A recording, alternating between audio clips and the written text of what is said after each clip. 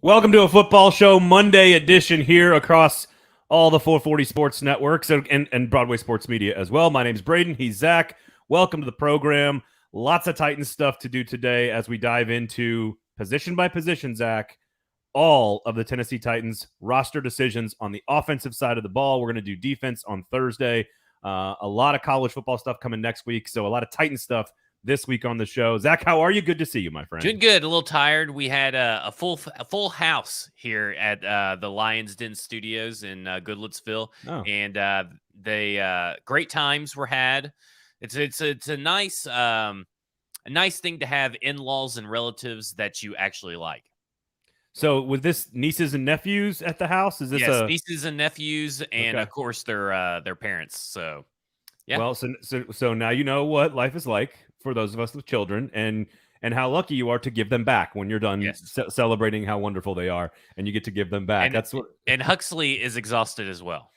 That's the dog, by the way. Yes. For those that do not know. So we're going to go position by position today on the show, and we're going to project the offensive for 53-man roster for the Tennessee Titans, every single position.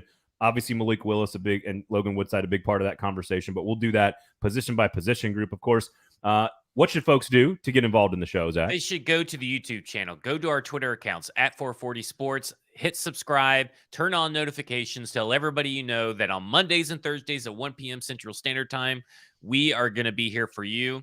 And they should also, Braden, tune into the Feinbaum Show Monday through Thursday at 2 p.m., that's where you'll be. That's why we're going to have a little bit shorter episodes today and Thursday. Yes, I am doing a lot of blathering, gas bagging this week on Feinbaum. So yes, that's why we're in our home studios today. The turnaround is going to be awfully tight for me to be going from this show directly to Feinbaum today and Thursday, but love doing it. Those are my people. So again, a little bit more NFL Titans coverage this week. We got a lot of SEC stuff coming next week at Media Days, as we're all going to be down in Atlanta for that, of course. Special thanks to our title sponsor for making this show happen. The Kingston Group, buildkg.com is the website. Nashville's locally owned custom home and remodeling firm. You know the drill. Do not make any decisions about your house until you've spoken to the Kingston Group. Again, that's all we ask. Have a conversation. That is buildkg.com. And tell them that we sent you. Yes, you use them. If you don't tell them that, it defeats the whole purpose.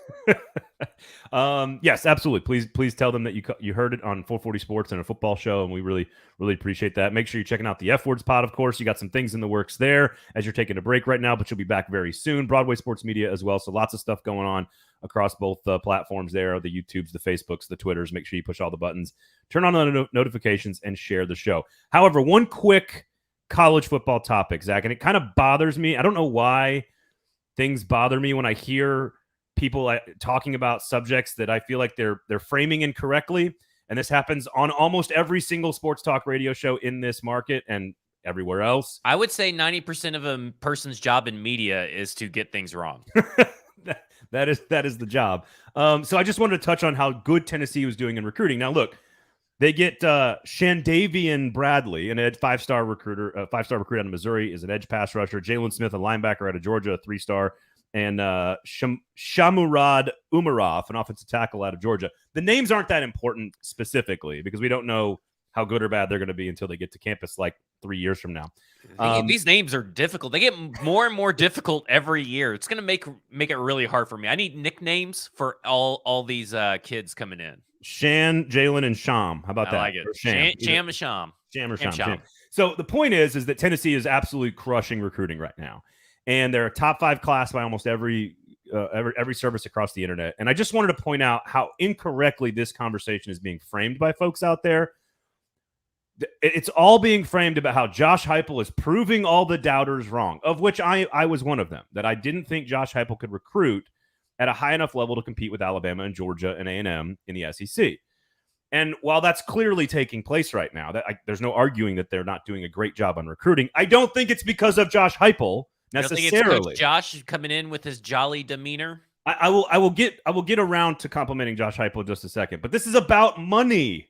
This is about the collective. This is about NIL. Tennessee and A&M and Texas and Miami and the school. Ohio State had a big weekend. The schools that are crushing and recruiting are the ones that are spending the most money through their collectives.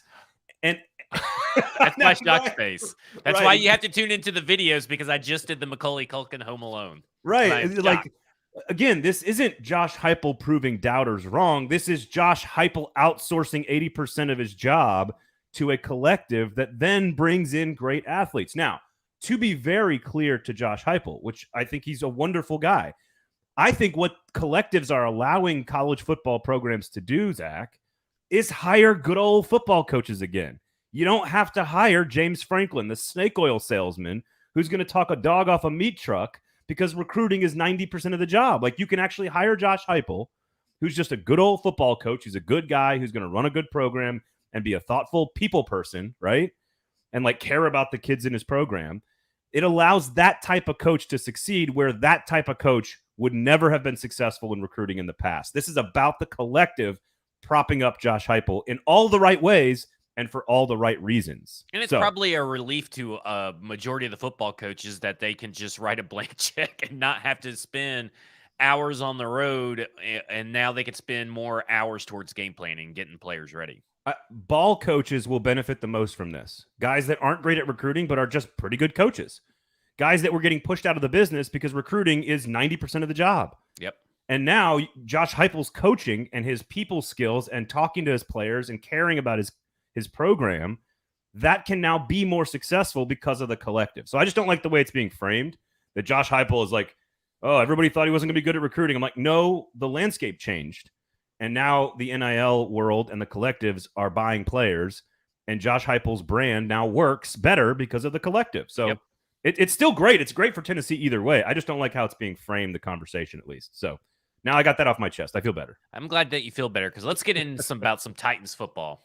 All right, Titans the rest of the way. We're going to go position by position, project the 53-man roster on offense today, on defense on Thursday. So we'll start with the quarterback position, and I will say right now, Zach, that you and a few others have convinced me. I've changed my opinion. I now believe that the Titans will probably be carrying 3 quarterbacks across the board for the entirety of the season until Malik Willis is ready to be the true backup. I think the Titans are keeping 3 quarterbacks. You've convinced me, sir. I'm in. Well, it's the logical choice with how this team operates, right? If Ryan Tannehill goes down in the middle of a game, let's even say it's even in the first quarter of a game, and let's say it's not serious, but he can't finish the game, they're going to turn to Logan Woodside right then and there, and maybe feature Malik Willis a little bit more than they would have with some different packages. But it's Logan Woodside's show, because at that point, regardless if they're down a touchdown, down 3 points, or up 2 or 3 touchdowns, he's the guy that's going to keep you competitive throughout the game, because he's the guy that's been there the longest and knows this offense the best. And I think it's not necessarily about going out there and having a dynamic playmaker at quarterback if your other guy goes down. It's about having a guy that knows all the plays, that knows the full playbook, can execute the full playbook, and basically turn around and give it to Derrick Henry, give it to Hassan Haskins, whoever may be back there. And maybe he holds on to the ball too long, but at least he's not making a mistake, right? At certain point, you're not really ready to unleash Malik Willis quite yet. Now, Malik can definitely change everybody's perspective, and the onus is on him. And that's what this coaching staff has said since they've taken over and been here in Tennessee, is that it's up to the rookies to take the job. So it's up to Malik Willis to convince the team via practice, via preseason games, that they don't need Logan Woodside if Malik goes down. However, I think if Ryan Tannehill does, I still think they keep 3 just in case if Ryan Tannehill goes down and it's a season-long thing. Well, you need a second quarterback, right? So you're still going to need Logan Woodside and Malik Willis both. And at that point, it could be Malik's starting job, but it's Logan Woodside's job to back him up and be the mentor and be there throughout the whole thing. It's just, granted, very rarely will anybody probably come pick up Logan Woodside at this point off. You may be looking at like someone like the Rams, who I don't even know who their backup is behind Matt Stafford. Could be a possibility, but the thing is that he has to be secured that second job and get paid a little bit more than what he's getting paid, because he gets to choose, right? He gets to choose where he gets to go. And I just don't see it being one of those instances where the Titans are going to risk it, because right now they are in such a good spot roster construction wise that they can afford to keep 3 quarterbacks, play it safe, and not lose anything on any of the rest of the positions. Yeah, you guys have convinced me on this. So you in particular have convinced me that the 3 quarterback way is the way to go. I thought, maybe a 7th wide receiver or an 8th or 9th offensive lineman or maybe a 7th corner might have been more important to the team. But if I personally have my doubts about Malik Willis's ability to be ready to start right now as this year, 2022. So if that's true, and I'm going to kind of be honest with myself about that, then you have to have Logan Woodside. Like you kind of have to. So I've seen the light.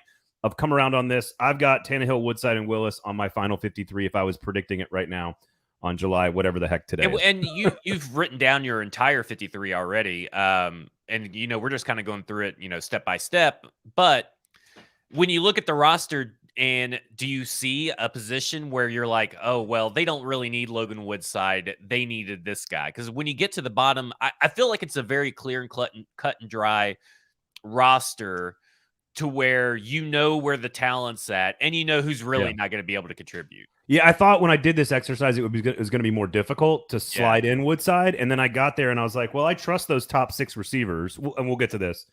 I think there's a defensive lineman or 2 that I really, really like that I'm trying to get onto the roster. There's an 8th offensive lineman I think is going to make the roster. I don't know about a 7th wide receiver. And then again, maybe a 7th corner, maybe a 6th corner. I don't know. So we'll get into this again. All the defense we're going to do on Tuesday. But again, I found the exercise to be easier once I sat down and did it. And then I got Willis and Woodside in there and I said, oh, okay, this makes total sense, because you're preparing for every possible situation at the quarterback position. And when you do that, you kind of need both of them. So, and it's kind of a weird situation too, because while you can't, go in thinking that you're going to start 91 different players every year, quarterback was the most healthy, consistent position. Right. Doesn't it seem like, maybe we'll only have 1 injury this year, and then it's the quarterback position? Right. Only 1 injury, but it's 16 games of Ryan Tannehill. Right. So, and look, and nobody's saying that Logan Woodside is the end-all, be-all of backup quarterbacks. But they have brought in numerous quarterbacks that have started for other teams in the past that cannot unseat this guy. Yeah. Trevor Siemian could not unseat Logan Woodside. Deshaun Kaiser could not unseat Logan Woodside. Kevin Hogan could not unseat Logan Woodside. Matt Barkley? Listen, Matt Barkley.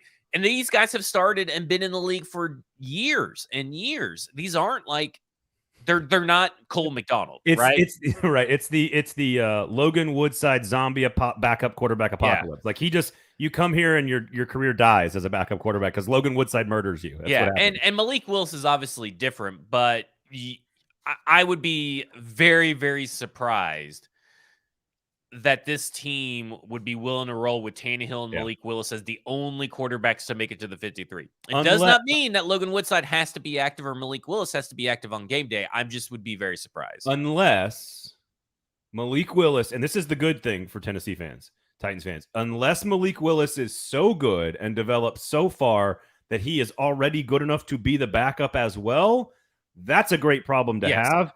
And then you don't need Logan Woodside. I don't believe that Malik Willis will be ready for that. I think there's a chance he could be ready, but I also think that it would have to, I don't think it's going to be as ready as it unseating Logan Woodside off this roster because I agree. I think he's going to be there. I just don't think he's going to be all the way there where this coaching staff is going to be happy with it. All right, here's how I ranked him in the AFC South, and I'll just say this so that I can piss you off and we can move on. It's the best quarterback room in the AFC South. Is it the starting quarterback or is it the quarterback room? Well, we're talking the 53. I'm going quarterback room. First off, it doesn't change at all. He's the best quarterback in the AFC South, and it's the deepest and best quarterback room that the Titans have had, and it's currently the best in the AFC South. I would take, again, I need to see Matt Ryan's arm. I would rather have Matt Ryan starting at quarterback. I would rather have Trevor Lawrence starting at quarterback. No. Oh, no. I wouldn't wish any of those upon my worst enemy except for the Jaguars and Colts. But I think as a room, from a depth standpoint, I think the Titans are number one. I think as a room, they've got a solid backup. They've got a potentially high-level prospect and a starting quarterback. I think that's a great room to have if you're the Titans. I think you have to. I have to say I'm a believe it when I see it guy. I'm not saying that there's a chance that Matt Ryan or Trevor Lawrence couldn't make a leap ahead of Ryan Tannehill at the end of the year, but right now they've shown nothing in the last year that proves to me, even in the last 2 or 3 years, it proves to me that they're better than Ryan Tannehill currently. If Jacksonville calls the Titans and says, we will trade you Trevor Lawrence for Ryan Tannehill, the Titans would do that in 5.5 seconds. I don't think they would. They would do it. They got Malik Willis. What else are they getting? There's going to have to be something else with it. Stop it. You are so wrong on it's ridiculous. Yeah. That's ridiculous. All right, running backs. This seemed pretty easy to me also. Derrick Henry, Dontrell Hilliard, Hassan Haskins, and then you go Torrey Carter, Trenton Cannon. I don't think there's really a debate here at running back. There's zero debate, and there's zero need to go out and get another running back or look at other running backs. I think the one running back that has their roster spot that's kind of like teetering is going to be Trenton Cannon, because if someone else takes over both punt return and kick return duty, then there's no need for Trenton Cannon unless they're strictly going to use him as a gunner. Because if he's not going to do any return duty, he brings nothing to the actual running back room of the offense. Yeah, I tend to agree. I think Houston's by far the worst in the division. Oh, yeah. I mean, Dameon Pierce is their number one running back, and Rex Burkhead is back there, I think. Jacksonville, to me, was clear number 3, but closer to 1 and 2 than they are to Houston, in my opinion. With Etienne and Robinson. I'd have to see it because Etienne is an unknown. Robinson is coming off an ACL injury, and he doesn't look to be wanting to come back too quick to Jacksonville. I think they are the clear 3, but I'm not going to say that they're closer to. I think they're in their own tier. They're in tier 3, and it's their own tier. And yes, exactly. And I would argue that while the Titans are deep, I think that overall the Colts have the better running back duo in Nyheim Hines and Jonathan Taylor. I put the Colts at number 1 because of Hines, because I think Taylor and Henry are basically even as 2 of the best running backs in the world. I think Hines is a slight upgrade on Hilliard and Haskins, and so I gave the Colts a slight edge there. But I'm really okay with arguing both of them. Sort of like at the quarterback position, I'm okay with arguing both sides of it. Objectively, the Colts have the better running back room. Probably. You can argue all day in my mind about who's the better running back between Derrick Henry and Jonathan Taylor. But I think at the end of the day, Nyheim Hines is so much better than anything that the Titans have behind Derrick Henry currently. I totally agree with that. I've got the Colts at number 1. I would say these are 2 of the best running back rooms in the AFC. I would say they're probably the 2 of the best running back rooms in the NFL. I think that the other one would be the Cowboys that would be up there with Zeke and Packers. Tony Pollard, and the Packers would be up there as well. Yeah. So don't forget the Browns. The Browns are the best running back room in the AFC. Yeah, Browns are low. Bar none. Chubb, Hunt, and Dearness Johnson. They are. I was really hoping that the Titans could somehow get Dearness Johnson on the cheap when he was a restricted free agent, because I think he would be the perfect complement to Derrick Henry, because he can do it all and he is awesome. And to me, the Browns have the best running back room. All right, so wide receiver. I've got 6 wide receivers making the roster. I've got Woods, Burks, NWI, which is pretty obvious. I think Kyle Phillips seems pretty obvious. And then I think it's Dez Fitzpatrick. And then I had a real tough time with the last one. I am leaning Josh Malone over Reggie Roberson or Mason Kinsey. I think some of these guys are like the last guys cut, frankly, on this roster. But I leaned Josh Malone and I leaned 6. Where did you go at wide receivers? Well, to me, the question is, are the wide receivers good enough to carry just 5? And I almost think that they could get away with carrying just 5 if they are comfortable enough with Kyle Phillips being the punt returner, kick returner, with sharing duties with Trenton Cannon. Because right now, to me, I would say your first 5 are correct. I would think that Racey McMath over Josh Malone may make more sense, but again, you're keeping a guy strictly for special team purposes. And has he improved that? Because he wasn't that great of a gunner. They didn't ever use him as a punt returner or kick returner, even though he was used that way in college, which was totally perplexing in my mind that they'd even attempt to do anything with him last year around that. So they obviously have trust issues with Racey McMath dating back to last year. What can he do to improve that? So in my mind, I think the wide receivers could be good enough to carry just 5 and to let the Titans be comfortable to carry just 5. Is there any conversation around Dez not making the roster? I don't think so. I think that if you didn't hear coaches go out of their way to talk about Dez at certain points, because they have been asked, but they've also gone out of their way to talk about Dez, I would say no. But then Dez was down with Ryan Tannehill, and I know people, kind of poo-poo on that because it was Dez Fitzpatrick or Ryan Tannehill and NWI, but that matters, right? Because that's coaching that matters for Dez, that he's getting to know what Ryan Tannehill wants and what time Ryan Tannehill needs, and that's so important for a player in year 2 who's more comfortable. So if you're gonna have faith in Dylan Radins, then you need to have faith in Dez Fitzpatrick. Yep. Now, he's still wide receiver 5, but the question is, are the wide receivers good enough for the Titans not to go out and get a wide receiver? That's another interesting question, because I do think there's a drop-off after 4. I think the top 4 are pretty clear. And, of course, Sobros Network chimes in. Make sure you check out all the great work from the Sobros Network. Don't forget that McMath is the next Julio Jones as well, just like wide receiver 1 NWI or wide receiver 2 or whatever that whole deal was. Here's the thing. Of the last 6 guys that I cut off the team, Reggie Roberson, Mason Kinsey, and Racey McMath were like 3 of those last 6 guys. So, like, basically what I'm saying is there's 4 different people battling for maybe 1 spot, and all of them are very, very close to making the team. And when you look at how it relates to the rest of the division, I have Indianapolis I wrote Indianapolis down at 4, and I said Indianapolis is 4. I think all 3 are fairly even. Tennessee, Jacksonville, and Houston. But let me float something to you. I think you could argue Tennessee is 3rd right now, but by midway through the season, they're number 1. As Burks develops and as Woods gets healthy, they become number 1. I think they're all shit. Like, I think that you will not find a division with a worse collection of wide receivers across the board than the AFC South. Now, let me say this. I am with you in that I think the Titans could easily jump to number 1 by the end of the year and make this look like John Robinson is a freaking genius. But that's going to take 2 rookies really stepping up and possibly Dez Fitzpatrick to make the leap. I mean, you're talking about 5 wide receivers. 3 of them are complete unknowns at this point. And Robert Woods is coming back from injury is the 4th one. And who am I? Oh, well, we know what NWI is. NWI is a competent wide receiver 2-3 when needed. I think Burks and Phillips primarily could be significantly better after 7 to 10 weeks. I think Woods would be better from a health standpoint. I think Dez Fitzpatrick will know more about what he is by about 7 or 8 to 10 weeks into the season, and if he's a contributing factor or not. So I think they've got a chance to be the best in the division. I don't know which one I like better. I think Jacksonville has more overall talent, 1 to 5, but I like Houston's top 2 weapons better potentially. So like with Cooks and company. So I think you can I think all 3 are about even. And like you said, none of them are amongst the best in the AFC.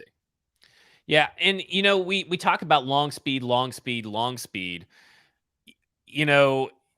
Dez Fitzpatrick cranked out some big plays down the field, and they may think that even though he's not like quick with the acceleration, he has to build up to his speed. Maybe they think that's enough to stretch the field vertically. That last receiver spot, I don't know about Dez. I need to see the burst out of him, but he's definitely at camp. He was definitely in better shape. He was definitely trimmed down, leaner, more muscular, stronger, smarter, more confident, like all that kind of stuff. But I still don't see the first step burst that you. I don't think you will. I don't think he has that first step like Tyreek Hill or anybody like that. No. I think his first step can be, I don't know, like Chad Johnson-esque. Like Chad Johnson wasn't fast, but he could get open. You know what I'm saying? Like, I think he's going to have to rely more so on learning his routes and doing his craft better than he is just his physical traits. Because I think that's what he really. To me, that's what it felt like he was going to lean on. I'm big, I'm tall, I'm physical. Who cares about everything else? Now he's going to have to learn everything else. Yeah, I want to see him be that physical dog that you see when a guy's like just an absolute dog. and I want to see that from Dez. That's what he should be able to do. You watch Kyle Phillips and Dez Fitzpatrick do the same drill back to back, and you're like, whoa, that dude's real fast. Whoa, that dude's not. And that's kind of what happens there. At tight end, Austin Hooper, Chig, Jeff Swaim. Those are the 3 I had making the roster. I was curious if we were going to see 4. You said absolutely not before the show, so I'm sticking with 3. And I think it's the best tight end group in the AFC. So I don't think there's, again, not a whole lot to discuss here with the tight ends. You know who the elder statesman of tight ends is actually in the AFC South, who's been with their team the longest? Mo Alley Cox. Mo Alley Cox. He's the elder statesman of the AFC South. Evan Ingram is just a new addition to the Jaguars. And then you have Brevin Jordan and Pharaoh Brown over in Houston. Clearly, the Titans have the best tight end group, and it's not even close. And I will say, though, I think it's going to be interesting to see who is the best tight end in the AFC South. And I think that the 2 best options are right here in Tennessee, and that's either Chig or Austin Hooper. Well, who's the kid the Colts drafted? Very similar to Chig. Jelani Woods. Jelani Woods. I think Woods has equal Chig opportunities, if that makes sense. They're both very athletic. I think Chig is more evolved around the edges, if that makes sense. I think it will be interesting because I disagree. I think Chig is the better prospect than Jelani Woods from a all-around standpoint. I think Jelani Woods has the physical traits you're looking for, right? I mean, he's like 7 feet tall, 200 something pounds, and he's got good soft hands. Like that's all I'm saying. I think Woods is a more freakish athlete. I think Chig is a more well-rounded player. The problem is, there's a reason why a freakish athlete like that, who scouts were a little high on as far as internet scouts, and then a team gets him in the 4th or 5th round, there's some kind of issues where maybe he can't mentally put together. See, I think that's where Chig has the advantage as a rookie tight end. He was drafted in the round everybody thought he would be drafted in, and he is on tape. What you see with his press conferences, dude's got it up here. Like, and I'm pointing again. Watch the video. I'm pointing up at my head. He's got it mentally, and I think that it's going to be a steal, and he's going to be the Elijah Molden of this draft class, where everybody's going to be talking about what a steal Chig Okonkwo was. I think Phillips could fall into that category as well. So, all right, offensive line. This is the most difficult to rank within the division, but I do not think it was all that difficult to pick out, the 8 guys that I thought were going to make the team. We know Taylor Lewan, Dylan Radins, Nicholas Petit-Frere, those 3 for sure. We know Ben Jones, Jamarco Jones, Aaron Brewer, Nate Davis, and then probably Corey Levine. I guess those are the 8 that I put on the roster. I don't know if there's another battle in there. And I think that you got Christian Delurio, whatever, I can't even say his name. Delarier. I think what you're seeing in I titled it the offensive line a bunch of dudes is because after your first 4, it's a bunch of dudes, and then NPF, because obviously Ben Jones, Dylan Radins, Taylor Lewan, and NPF are the main 4, right? Nate Davis. Sorry, take the NPF off. Nate Davis. And then NPF is going to stick because he's the draft. He was drafted pretty high, and he's got the talent that you want to see. I'll tell you this. He looks so much better than Jamarco Jones. Yeah. That's the guy I don't think has a secure job. I agree with you. And here's the thing is because if Aaron Brewer wins that job, while Jamarco Jones does have positional flexibility, and I think that's their big thing. If you're not going to make it to the starting offensive line, you need to have positional flexibility. So he does have that going for him, and so does Corey Levin. So if Ben Jones were to go down, either Aaron Brewer can switch over or they could put in Corey Levin. So to me, those are your 8. And I think it's a clear 8. I think there's some other guys that may be able to take out Jamarco Jones, but I don't think it's Jamarco Jones versus NPF or Jamarco Jones versus Aaron Brewer. I think truly it's Jamarco Jones versus I got to make this roster. Yeah, first of all, it should say a bunch of boys right there, just a bunch of boys. I think here's the thing: if you go sign Eric Flowers, Jamarco Jones is the odd man out. Yeah. Oh my God! If you sign Eric Flowers, it changes everything. That not only makes your team so much better, but you get rid. You don't have a weak spot on the offensive line technically. If Dylan Raines is Dylan Raines of the San Francisco game where he got inducted to the Hall of Fame.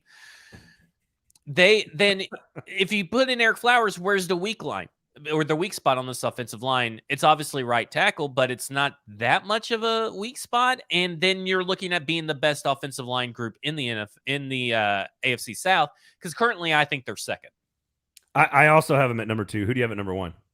I went Colts. I just think. Oh, okay. I think Quentin Spain, Ryan Smith, and Quentin Nelson. Yeah, Quentin Spain. Gosh, Quentin Nelson. like, I think they have the reason you like them. Yeah, I think they just have so much going for them. Obviously, left tackle is an issue, but they have so much more going for them across the offensive line that doesn't really and didn't really matter really a lot last year, right? I mean, we made a big deal about their offensive line issues last year, and it really doesn't matter as long as those other guys are there. What about Jacksonville? I like Jacksonville, but they can't stay healthy. I mean, you've seen them routinely not be able to stay healthy, and they pay people that aren't staying healthy. So I'll believe it when I see it. Like, I think they could be. I think it's very close. Like, I don't think it's not as far away as the I guess running backs in my mind. I think they're closer. Their offensive line group is closer to the Titans and Colts than their running back room is. So they are, in theory, from what I've heard you say today on the show, they are, in theory, one Eric Flowers away from having the best position group at almost every category, with the exception of maybe running back. Yeah, on offense. On offense. Well, on defense, they're not the preview Thursday. Yeah, let's be honest. When we get to the defense, it's going to be probably more the same because John Robinson, despite falling short on some of these drafts, has constructed one of the best rosters Tennessee Titans have ever seen. Yep. Inside linebacker might be the position I give the Colts the edge, but that might be it. Well, that's too much previewing for Thursday. So we're going to go position by position on defense on Thursday. So again, I got 3 quarterbacks, 5 running backs, 6 receivers, 3 tight ends, 8 offensive linemen. That allows for me on Thursday to keep extra defensive linemen and an extra corner. Yeah, don't forget you got to include kicker, punter, and a long snapper and all. Yeah, I got 4 of them in there. I got 4 of them. I got Kern Bullock and Morgan Cox and somebody else in there too. So all right, you got to get those guys in there. So that's our offensive position by position preview. Again, I think the only debate is 8th offensive lineman and maybe 6th wide receiver. I think those are the 2, and then I guess 3rd quarterback, I suppose. But I think you guys have solved the problem. I'm convinced now they're going to keep 3, and they're going to have to find a place to find that slot on the roster somewhere. So, all right, tell everybody about what you got coming up on all different stuff you're doing. Well, working on finding a co-host for Football and Other F Words, as far as a guest host, try to get you an episode out sooner rather than later. So I'm trying to schedule that up and hopefully have an episode out soon. Yep. We'll be back. We're not going to be in the studio there, Cast Collective, of course, over on Music Row, because we got SEC Media Days coming up next week, and I'm doing the Feinbaum stuff this week. So we'll get back into there in a couple of weeks. Make sure you check them out if you want to rent the private space, of course. Kingston Group, BuildKG.com, our sponsor here on the show. Make sure you check out the website.